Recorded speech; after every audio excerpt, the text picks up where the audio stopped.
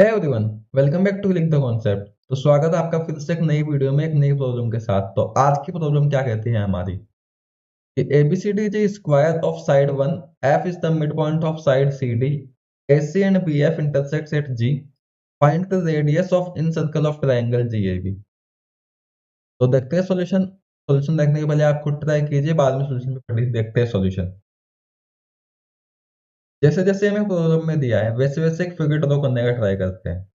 सबसे पहले हमें क्या पता है कि ABCD जे स्क्वायर, तो ABCD जे स्क्वायर, ABCD एक स्क्वायर बना देगा।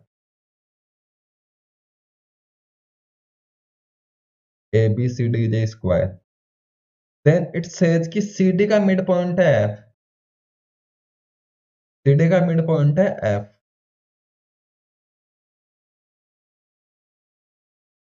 CD का मिड पॉइंट F बना दिया। फिर क्या कह रहा है, AC और BF G पे इंटरसेक्ट कर रहे हैं। AC और BF G पे इंटरसेक्ट कर रहे हैं, ये G हो गया। हमें पूछा क्या है कि ट्राइंगल GAB के इन सर्कल की रेडियस, ट्राइंगल GAB के इन सर्कल की रेडियस। तो इसका इन सर्कल बना देते हैं। इसका इन सर्कल कुछ ऐसा होगा।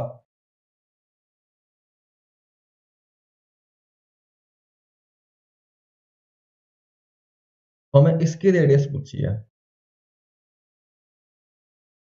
तो इस प्रॉब्लम को कैसे टैकल कर सकते हैं, हमें एक चीज और पता है, इस स्क्वायर की साइड कितनी है, 1 है। मतलब AB equal to BC equal to CD equal to DA equal to 1 है। और CF इक्वल टू DF कितनी हो जाएगी, 1/2, क्योंकि मिड पॉइंट है उस वजह से। हाँ, इसको कैसे टैकल कर सकते हैं इस प्रॉब्लम को। सबसे पहले तो अगर हम देखें ट्राइंगल GFC और ट्राइंगल GAB के अंदर, ट्राइंगल GFC और ट्राइंगल GAB के अंदर, in triangle GFC and triangle GAB क्या देख सकते हैं हम, एंगल G के बराबर हो गया। एंगल G के बराबर हो गया, क्यों? क्योंकि दोनों आमने सामने हैं। ऐसे एंगल F एंगल B के बराबर हो गया। एंगल F एंगल B के बराबर हो गया। तो हम यहाँ पे ए क्राइटेरिया से क्या लिख सकते हैं, ए क्राइटेरिया से क्या लिख सकते हैं कि triangle GFC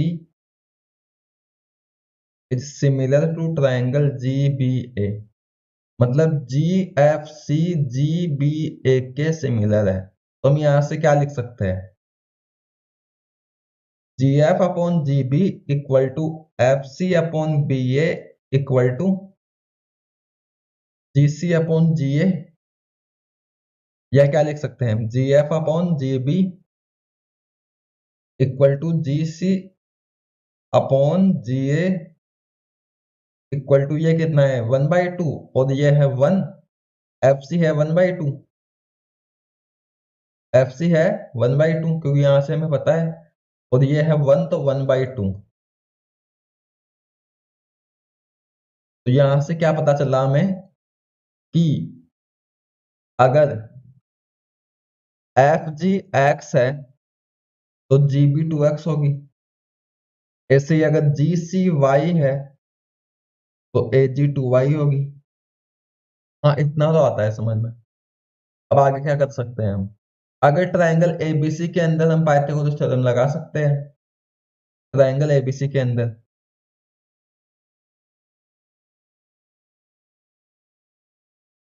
in triangle ABC हम पाइथागोरस थ्योरम अप्लाई करते हैं, तो क्या लिख सकते हैं, AC का स्क्वायर इक्वल टू AB का स्क्वायर प्लस BC का स्क्वायर। AC कितनी है, 3y, तो 3y का स्क्वायर इक्वल टू AB कितनी है 1 प्लस BC कितनी है 1, तो 1 का स्क्वायर प्लस 1 का स्क्वायर 1 प्लस 1। तो 3y का स्क्वायर इक्वल टू 2, या 3y इक्वल टू √2, या y इक्वल टू √2/3 आ गया यहाँ से। y √2/3 आ गया। ऐसे सिमिलरली हम ट्राइंगल BCF में भी लगा सकते हैं यही सेम थ्योरम। पाइथागोरस थ्योरम, क्योंकि ये एंगल 90 डिग्री रह गया, यहाँ पे ये एंगल 90 डिग्री था।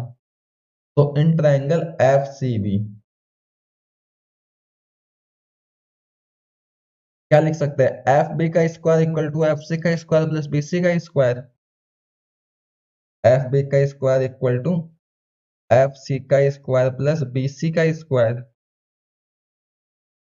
एफ सी कितनी है, हाफ, तो हाफ का स्क्वायर 1/4 प्लस बी सी कितनी है 1, 1 का स्क्वायर 1, तो एफ बी का स्क्वायर कितना आ गया 5/4, या एफ बी को हम क्या लिख सकते हैं 3x। एफ बी को क्या लिख सकते हैं हम 3x, ये हो जाएगा 3x का स्क्वायर। तो यहां से 3x कितना आ गया √5/2, या x इक्वल टू √5/6, x √5/6 आ गया। तो यहां से हम क्या लिख सकते हैं, अगर डायग्राम के अंदर देखें कौन कौन सी लेंथ्स आ गई हमारे पास। एक तो ये आ गई कितनी, x कितना है √5/6, तो ये √5/6 हो जाएगा। y कितना आया, y कितना आया √2/3, तो ये √2/3 हो जाएगा। 2y कितना हो जाएगा 2√2/3, और 2x कितना हो जाएगा 2√5/6, या √5/3 लिख सकते हैं इसको डायरेक्ट।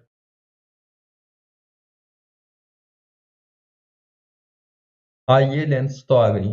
हमें निकालना क्या है, इन रेडियस, जीएबी की इन रेडियस, इन सर्कल की रेडियस। हमें क्या पता है इन रेडियस का फॉर्मूला क्या होता है, आर इक्वल टू इसका area, area of GAB upon half perimeter of GAB, half perimeter of GAB. अगर उसको एस बोलते हैं तो एस बोल देते हैं इसको, या पूरा पेरीमीटर पे ही ले लेते हैं और 2 से मल्टीप्लाई कर देते हैं, तो 2 times GAB upon perimeter of GAB. तो जीएबी की तीनों साइड्स तो पता चल गई है हमें, तो पेरीमीटर तो हम डायरेक्टली निकाल सकते हैं, पेरीमीटर तो डायरेक्टली निकाल सकते हैं। एरिया की बात आती है, एरिया कैसे निकालें। हमारे पास 3 साइड्स है, तीनों साइड्स का यूज करके हम हीरोइन का फॉर्मूला लगा के निकाल सकते हैं एरिया। एक तरीका तो ये, दूसरा तरीका देखते हैं क्या हो सकता है। अगर एक लाइन खींचे ये परपेंडिकुलर,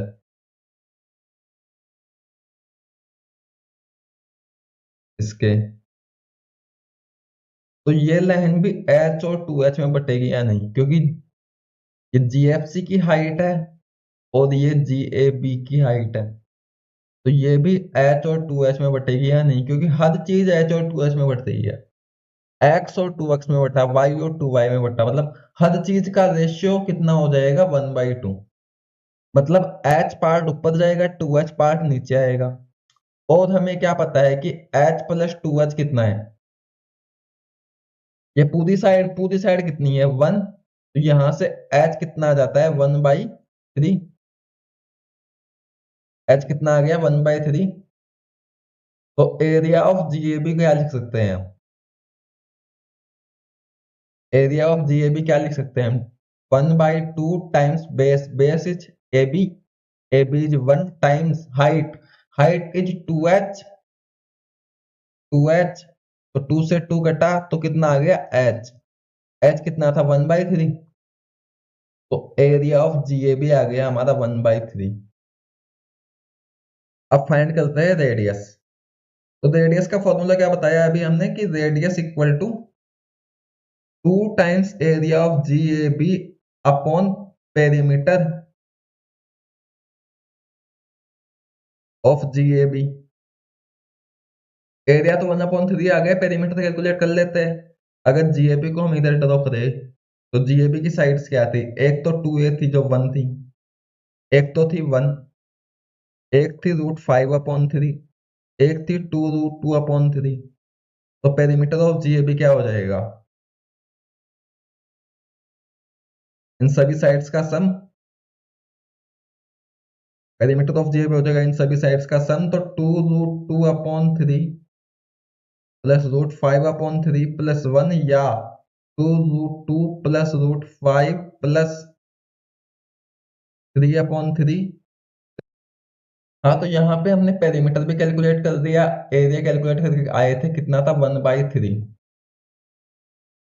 तो रेडियस क्या हो जाएगी, इन radius 2 times area of GAB 1/3 upon perimeter of GAB, ये है पेरीमीटर। तो ये हो जाएगा 2√2 प्लस रूट 5 प्लस 3/3। तो ये सिंपलीफाई होके क्या हो जाता है 2/2√2 plus root 5 plus root 3। That's our answer.